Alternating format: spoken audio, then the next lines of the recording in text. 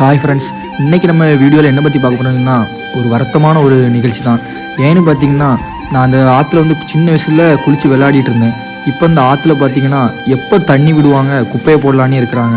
இதனால் பார்த்தீங்கன்னா ரொம்பவே ப்ராப்ளம் ஆகிட்டு இருக்குது. இதில் பார்த்தீங்கன்னா செத்து போன ஆடு மாடு இதெல்லாம் வரனால வருங்கால ஜென்ரேஷனுக்கு வந்து ரொம்பவே ஒரு ப்ராப்ளம் ஆச்சு. இதை நீங்களே பார்த்துக்கலாம்.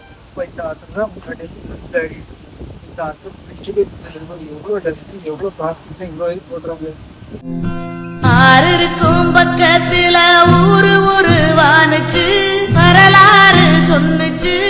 ஊரு மட்டும் இருக்குதையா, ஆற மட்டும் காணல. போன இடம் தெரியும்.